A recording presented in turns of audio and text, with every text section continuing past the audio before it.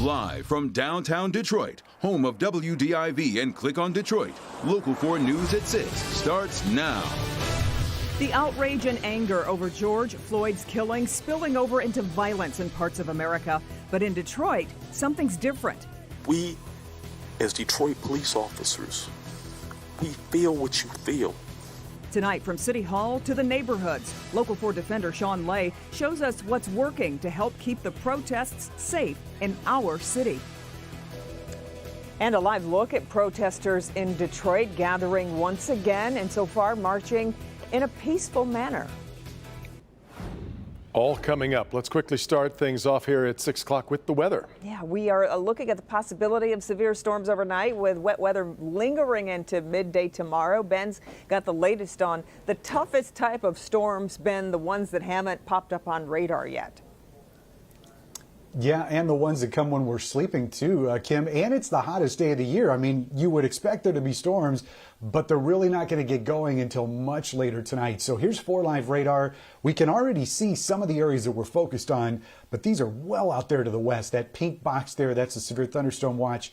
It's in effect until 1 a.m. tonight. But the storms that are starting to pop there are going to cross the lake overnight and should be here very late. We're talking closer to daybreak tomorrow morning. So we're all under a slight risk, which is that category 2 out of 5.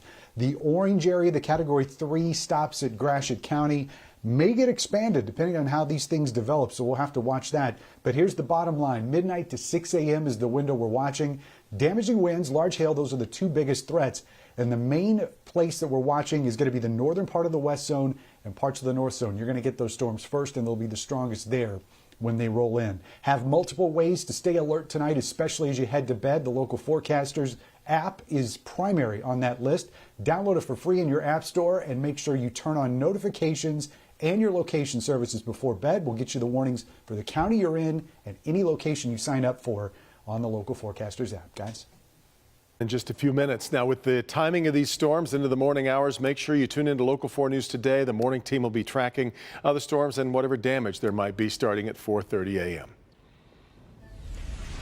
Turning now to the local protests in response to the killing of George Floyd in Minnesota. 2 separate demonstrations going on at this hour. As we hit 6 o'clock, let's start things off with Tim Pamplin. He's in Warren. Tim. No peace! No peace! Yeah, Devin, northbound Van Dyke. Just north of 9 Mile here. A group of about 75, 100 protesters here. Going past the new police station here on Van Dyke. Grassroots organization. Got together on social media, decided to have this protest. They tell me they're going to march up to Centerline peaceful at this hour. We're going to stay on the scene here, bring developments as warranted. That's the scene right now along Van Dyke with about 75, 100 protesters. Back to you guys. Okay, Tim. And Jason Colthorpe has been following a group of protesters in Detroit who've been on the move there. Jason, have things remained peaceful with them so far?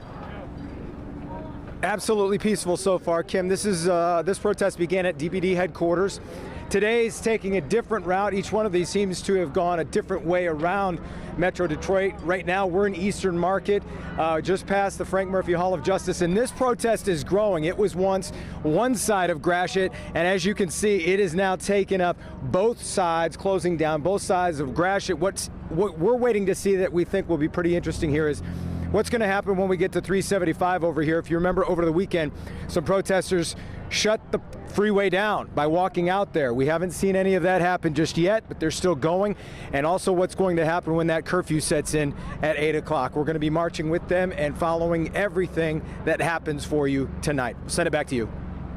Okay, Jason. Well, we keep seeing examples of things getting out of control in other cities, such as last night in St. Louis, when 4 police officers were shot during protests there. Been vandalism like last night in California when someone used heavy machinery to destroy the storefront of a Best Buy store. Here in Detroit, the trend has been toward more peaceful protesting. Fewer incidents, less damage, more conversation between people of authority and people who want to be heard. Local 4 defender Sean Lay has a closer look at some of the people who are making that possible, Sean. Well, we're talking about real Detroiters here, and every night when that curfew hits here at Michigan and 3rd, there is a confrontation between groups that do not want to go home. They want to keep protesting and perhaps provoke that response from police. So we're going to show you real Detroiters who are here, who are taking a stand defending their city. And at the same time, I want you to listen closely because a deputy police chief also had a very emotional statement today about his interaction with some protesters. I've got nothing but love from white officers, black officers, everybody thanking me for kneeling to support George Floyd. Nothing but thanks. Overwhelming emotion from Detroit Police Deputy Chief Todd Bettison describing how and why he took a knee with protesters. As Detroit police officers, we feel what you feel. I expressed that Chief Craig called it for what it was. The first police chief in the nation said it was murder. When I saw it, I knew it was murder the first day. Deputy Chief Bettison, Chief Craig, Mayor Duggan, all saying Detroit is leading the nation, allowing protests to happen, but not allowing chaos to break out. So much of it having to do with the relationships built with people like Maurice Hardwick, known as Pastor Mo. Let's go, Black Lives Matter, but guess what? Your life matter. Now go home. Police trusting Pastor Mo to help diffuse tense situations. I watched the officers go from night before, riot gear, pepper spray, running, fight, grabbing, to last night, they pulled their riot gear off and threw it in the van. And I said, thank you, Lord. And Detroiters, like rapper Trick Trip. This is about peace. This is about justice. This is not about violence. Trey Little. He's still a black man, and y'all doing this to black men. Give us a minute to listen to this man. This woman named Gabrielle Wilson. We understand that, and we are trying to leave. Just don't hurt them. All defending Detroit. Back here live now. So the mayor and the police chief and a lot of good feelings here today about what happened last night. The Detroiters stepped in, able to calm things down. Police then stepping back, allowing protesters to stay past curfew, but then things were diffused. I got to tell you guys, very different feel tonight. A new group of protesters came in. They were not interested in talking. Police said, we will escort you. They said, no, thank you. And there's a strong feeling tonight that new protesters are here wanting to prompt a reaction from police. So we'll have to see when that curfew hits at 8 o'clock tonight. We're live tonight. Sean Lay, Local 4 Defenders. Let's hope that's not the case, but we know we'll continue to follow it and see what happens. Sean, we appreciate it. Now to a big new development in the case of the Detroit Popcorn Company, whose owner upset a lot of people with a social media post about the death of George Floyd. Yeah, we've learned tonight the man who made that post is no longer the owner. Victor Williams has the latest on a day where other businesses started to cut ties with Detroit Popcorn Company. Well, the recent owner, David Farber, actually came out of retirement, repurchasing the company from the now owner, or previous owner, I should say, also by the name of Evan Singer. He says that man now has no affiliation with the company whatsoever, all because of a comment that was made on social media that cost the company a whole lot of money. I was in complete disbelief and shock. I couldn't believe it. Like so many others, Valencia Jones was disgusted with the alleged comment made by former owner of Detroit Popcorn, Evan Singer. Under the alias Even Sangria, he supposedly wrote a presumed reference to George Floyd and the recent protests saying, quote, they wonder why they need knees in their necks, in a post that has since been deleted. I think it shows his beliefs and his views about not only African-American people, but just about the culture and the climate that we're in right now. When the people on the internet started to contact the business, they denied having anything to do with Singer, claiming he was only a longtime customer. Turns out that's not the case. On Singer's LinkedIn page, he's listed as the vice president, while other sources claim he's been a co-owner for years. It's unbelievable, and it's disheartening. Since then, several other companies with contracts to sell the popcorn have been cutting ties with the Detroit business, including Quicken Loans and Detroit Zoo. And I think that's good. I think it's setting the tone. I think everybody needs to stand up and take a stand, because saying nothing is saying a lot. And I think if more people did that same thing when it comes to people saying negative, hateful comments like that, they will probably be far and fewer in between. Detroit Popcorn is now temporarily closed. As far as the future of that company, I hear that Farber is working on selling it to an African-American investor. Victor Williams, Local 4.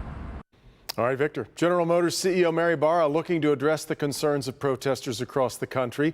Business editor Rod Maloney live tonight with the letter sent to employees and to suppliers declaring a serious effort to make inclusion part of the General Motors culture. Rod?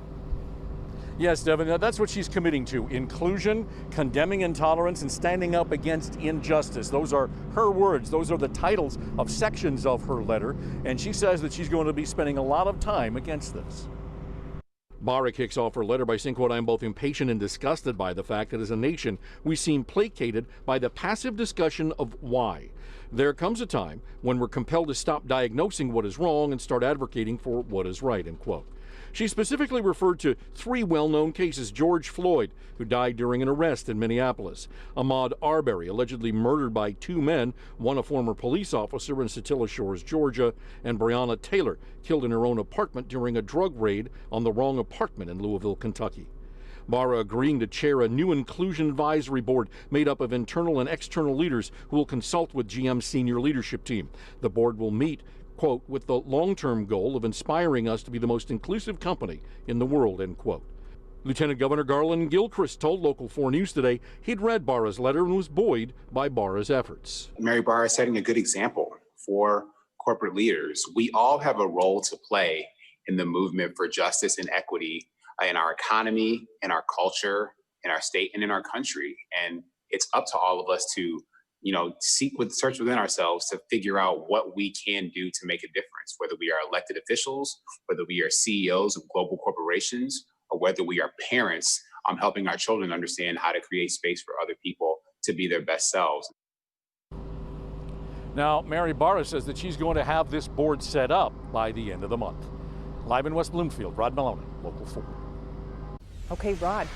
Now to the latest on Michigan's fight against COVID-19. The numbers continue to stay level with 199 new cases reported along with 37 additional deaths. This morning, Governor Whitmer testified via video before a U.S. House committee pleading for the federal government to do more to help the states provide more widespread testing. Meanwhile, a group representing salon owners expressed their frustration with the governor today, putting out a statement claiming Michigan is the only state in which salons and barber shops remain closed. Salon owners are also upset over the governor stating yesterday that people can, quote, Google how to do a haircut until salons are allowed to reopen. Up next, Dr. Frank McGeorge testing a social media claim that we've all seen, it seems, about mask use. Has to do with the possibility of getting sick from wearing one. You'll see how it stands up to our trust index coming up next.